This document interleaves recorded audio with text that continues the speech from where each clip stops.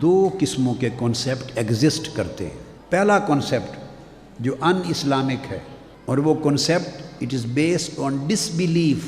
وہ کانسیپٹ یہ ہے کہ ہم اپنی زندگی اور اپنے مال یعنی جان اور مال اور جو کچھ ہمارے پاس زندگی میں دنیا میں ہے، ہم اس کے مالک ہیں۔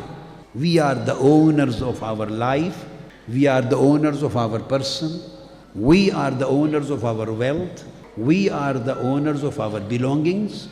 Whatever we possess in our life, we own it.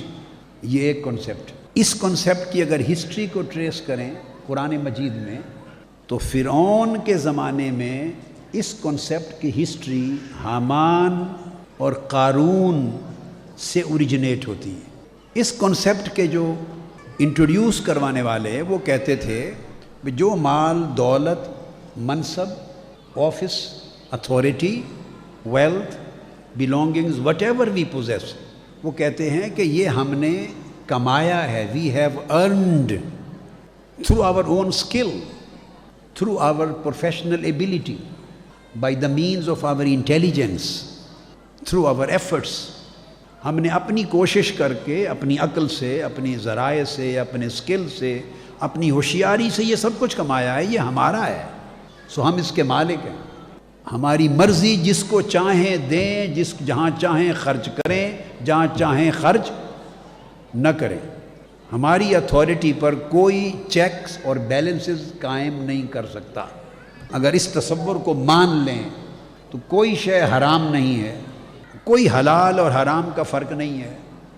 ہم پر کوئی پابندی نہیں کہ ہم زکوٰۃ دیں۔ وہ اللہ کو مانتے نہیں تھے، وہ کہتے تھے کہ اللہ کون ہے جو ہمارے مال میں ہمیں کمانڈمنٹ دے، آرڈر دے کہ اتنے پرسنٹ غریبوں کو دو، فلاں کو دو، فلاں کو دو، فلاں کو یہ رائٹ دو۔ ہمیں کوئی کمانڈ کیوں کرے؟ ہم مالک ہیں۔ اب دوسرا کانسیپٹ کیا ہے؟ دوسرا کانسیپٹ یہ ہے کہ ہم کسی شے کے مالک نہیں ہیں، نہ جان کے مالک، نہ مال کے مالک، نہ عزت و آبرو کے مالک، نہ اتھارٹی کے مالک۔ جو کچھ بھی ہماری پوزیشنز اور بلونگنگز ہیں، ہم کسی شے کے بھی مالک نہیں ہیں۔ ہر شے کا مالک اللہ ہے۔ آقا علیہ السلام نے فرمایا، صحابہ کرام یہ کہا کرتے، ائمہ سلف صالحین اور اولیاء یہ کہا کرتے کہ اے بندے، تو اتنے ہی شے کا ہی مالک ہے جتنا تو نے پہن لیا اور جتنا تو نے کھا پی لیا، اتنے کا ہی مالک۔ ہاں، کوشش کر کہ تو بھی کسی شے کا مالک بنے۔ اب اے بندے، مالک بننے کا مطلب یہ ہوتا ہے تم اس شے کے مالک ہو جو ہمیشہ تمہارے ساتھ رہے۔ اب ہم کس شے کے مالک ہیں؟ اس وقت حساب و کتاب ہوگا، ثواب و عذاب کا وقت آئے گا، اور گناہ اور سزا بڑی بڑی عجیب شکلوں میں قبر میں آئے گی، جب اس کے پاس کوئی سہارا نہیں ہوتا اور عذاب ہونے لگتا ہے۔ اس وقت اس کے نیک اعمال اچانک نمازیں آ کے کھڑی ہو جاتی ہیں اور کہتی ہیں عذاب دینے والے فرشتوں کو اس طرف سے کہ نہ آنا، یہ دن کو بھی اور رات کے اندھیرے میں بھی نماز پڑھتا تھا، ہمارے ساتھ اس کا تعلق تھا، ہم اس کو بچائیں گے۔ وہ دوسری طرف سے آتے ہیں عذاب دینے کے لیے، عذاب دینے کے لیے آتے ہیں تو اس کا صدقہ اور خیرات، جو مال اس نے اللہ کی راہ میں خرچ کیا تھا، وہ خیرات اور چیریٹی آ کے دیوار بن کے کھڑی ہو جاتی ہے۔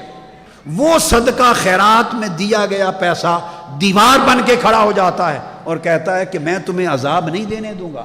پھر وہ عذاب دینے کے لیے اور سمت سے آتے ہیں تو قرآن کھڑا ہو جاتا ہے کہ رات کو اٹھ کے میری تلاوت کیا کرتا تھا، آیتیں آ جاتی ہیں، نیک اعمال آ جاتے ہیں، صلہ رحمی آ جاتی ہے، خیرات اور احسان کے اچھے اعمال، اچھے اخلاق، نیکیاں آ جاتی ہیں۔